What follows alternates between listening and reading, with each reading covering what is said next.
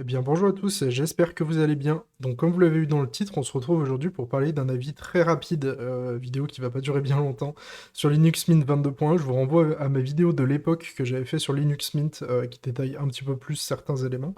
Mais là, aujourd'hui, on va vraiment se focaliser sur les blocages que moi j'ai à l'heure actuelle sur cette distribution, parce que j'ai quand même de gros problèmes. Dans un premier temps, il y a OBS qui ne fonctionne pas correctement. J'ai dû bidouiller un petit peu pour pouvoir le faire fonctionner, vous enregistrer cette vidéo.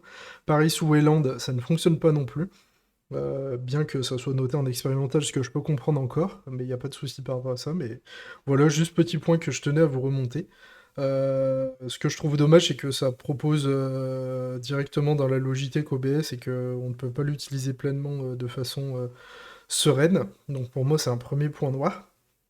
Second point noir, il y a également Spotify qui provient aussi des dépôts, qui est même mis en avant dans l'installateur, tout ça. Et en fait, quand on l'installe, et bah, du coup, on ne peut pas le lancer la première fois. On est obligé de se déconnecter ou de redémarrer l'ordinateur pour qu'effectivement il s'ouvre. Donc pour moi, c'est un petit peu dommage.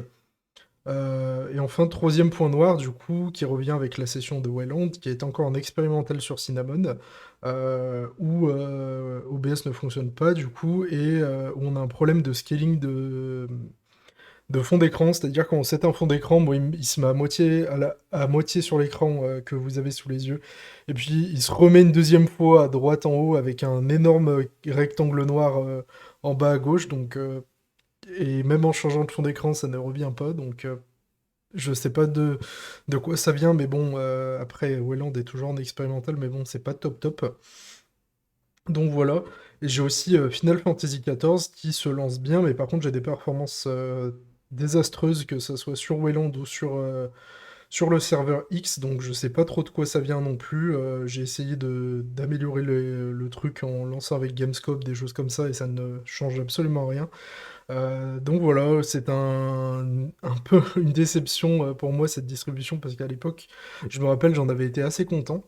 Donc là, il y a des choses qui ne vont pas. Je sais pas trop à quoi c'est dû, j'ai pas envie de rechercher, mais c'est voilà juste une petite vidéo rapide qui va durer quelques minutes pour vous parler de ça.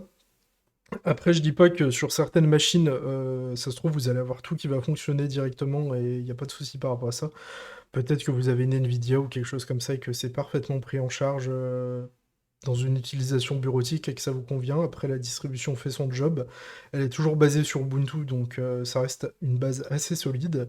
Mais en tout cas, pour moi, à l'heure actuelle, ça ne me permet pas d'utiliser les logiciels que j'utilise ou le jeu que je joue de façon correcte. Donc ça va partir en réinstallation d'une autre distribution. Mais voilà, c'était juste pour tester où en est un petit peu la distribution à l'heure actuelle. Après, second point plus personnel, il y a les icônes, moi je trouve que ça fait vraiment ancien. Après, il y a des gens qui aiment bien, mais moi, genre Chrome et Spotify, moi je trouve les icônes font vraiment anciennes, genre on sera en 2016. Donc peut-être rafraîchir peut-être le thème d'icône sur Linux Mint qui est proposé par défaut, ça pourrait être une bonne solution. Donc voilà, j'espère que ce petit avis rapide vous aura plu, et puis on se retrouve très vite pour une prochaine vidéo.